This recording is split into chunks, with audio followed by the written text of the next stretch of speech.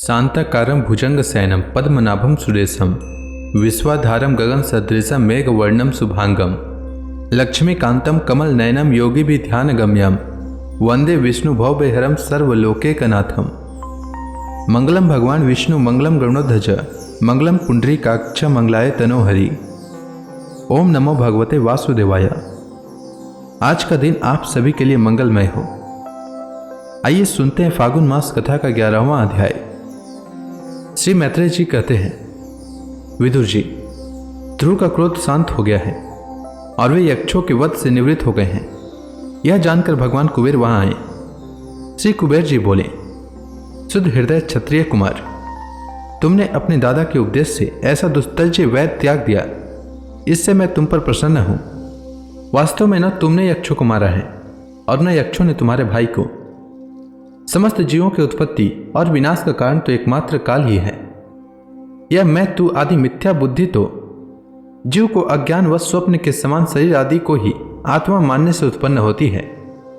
इसी से मनुष्यों को बंधन एवं दुखादि विपरीत अवस्थाओं की प्राप्ति होती है।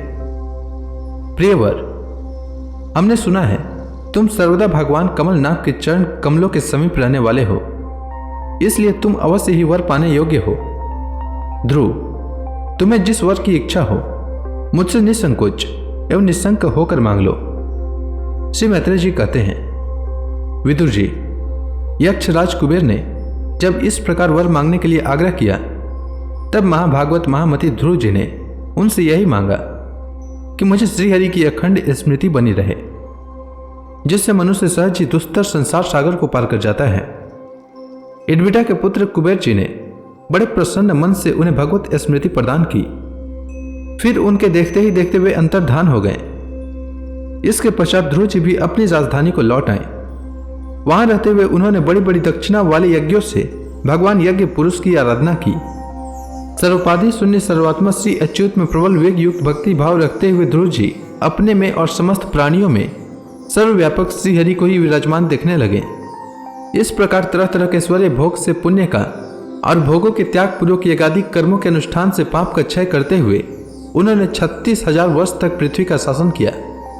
इसके बाद अपने पुत्र उत्कल को राज सिंहासन सौंप दिया और वे बद्रिकाश्रम को चले गए। वहां उन्होंने पवित्र जल में स्नान कर इंद्रियों को विशुद्ध किया।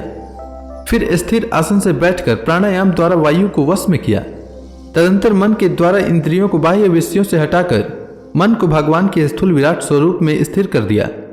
उसी विराट रूप का चिंतन करते करते वे अंत में ध्याता और ध्यय के भेद से शून्य निर्विकल्प समाधि में लीन हो गए और इस अवस्था में विराट रूप का भी परित्याग कर दिया। फिर देहाभिमान गलित हो जाने से उन्हें मैं ध्रुव हूं इसकी स्मृति भी न रही। इसी समय ध्रुव जी ने आकाश से एक बड़ा ही सुंदर विमान उतरते देखा। वह अपने प्रकाश से 10 दिशाओं को आलोकित कर रहा था, मानो पूर्णिमा का चंद्र उदय हो गया हो। उसमें 2 श्रेष्ठ पार्षद गदाओं का सहारा लिए खड़े थे।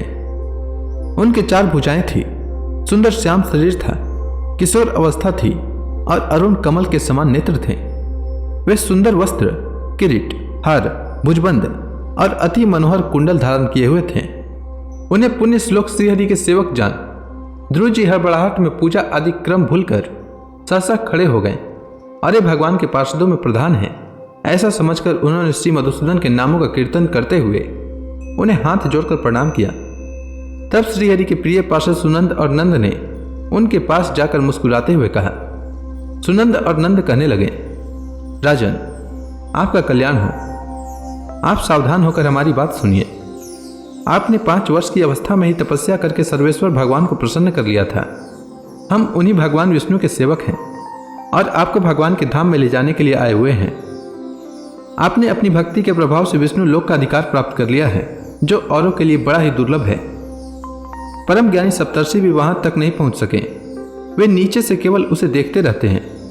सूर्य और चंद्रमा आदि ग्रह, नक्षत्र और तारागण भी उसकी परिदक्षिणा करते रहते हैं। चलिए आप उसी विष्णु धाम में निवास कीजिए। श्री मैत्रेय जी कहते हैं, भगवान के प्रमुख पार्षदों के अमृत में वचन सुनकर परम भागवत ध्रुव जी ने स्नान किया। फिर संध्या वंदनादि नित्य कर्म से निवृत्त हो मांगलिक अलंकारादि धारण किए। बद्रिकाश्रम में रहने वाले मुनियों को प्रणाम करके उनका आशीर्वाद लिया। इसके बाद उस श्रेष्ठ विमान की पूजा और प्रदक्षिणा की और पार्षदों को प्रणाम कर स्वर्ण के समान कांति में दिव्य रूप धारण कर उस पर चढ़ने को तैयार हुए। इतने में ही ध्रुव जी ने देखा कि काल मूर्तिमान होकर उनके सामने खड़ा है। तब वे मृत्यु के सिर पर पैर रखकर उस समय अद्भुत विमान पर चढ़ गए। विमान पर बैठकर ध्रुव जी ज्यों ही भगवान के धाम को जाने के लिए तैयार हुए, त्यों ही उन्हें अपनी माता सुनीति का स्मरण हो आया। वे सोचने लगे, क्या मैं बेचारी माता को छोड़कर अकेला ही दुर्लभ वैकुंठ धाम को जाऊंगा। नंद और सुनंद ने ध्रुव के हृदय की बात जानकर उन्हें दिखलाया कि देवी सुनीति आगे आगे दूसरे विमान पर जा रही है। उन्होंने क्रमशः सूर्य आदि सभी ग्रह देखे। मार्ग में जहां तहां विमानों पर बैठे हुए देवता उनकी प्रशंसा करते हुए फूलों की वर्षा करते जाते थे। उस दिव्य विमान पर बैठकर ध्रुव जी त्रिलोकी को पार कर सप्तर्षि मंडल से भी ऊपर भगवान विष्णु के नित्य धाम में पहुंचे। इस प्रकार उन्होंने अविचल गति प्राप्त की। यह दिव्य धाम अपने ही प्रकाश से प्रकाशित है। इसके प्रकाश से तीनों लोक प्रकाशित है। इसमें जीवों पर निर्दयता करने वाले पुरुष नहीं जा सकते। यहाँ तो उन्हीं की पहुंच होती है जो दिन रात प्राणियों के कल्याण के लिए शुभ कर्म किया करते हैं, जो शांत, समदर्शी, शुद्ध और सब प्राणियों को प्रसन्न रखने वाले हैं तथा भगवत भक्तों को ही अपना एकमात्र सच्चा सुहृद मानते हैं। ऐसे लोग सुगमता से ही इस भगवत धाम को प्राप्त कर लेते हैं। श्री मैत्रेय जी कहते हैं, विदुर जी, तुमने मुझसे उदार कीर्ति ध्रुव जी के चरित्र के विषय में पूछा था, सो मैंने तुम्हें वह पूरा का पूरा सुना दिया। साधु जन इस चरित्र की बड़ी प्रशंसा करते हैं। यह धन, यश और आयु की वृद्धि करने वाला परम पवित्र और अत्यंत मंगलमय है।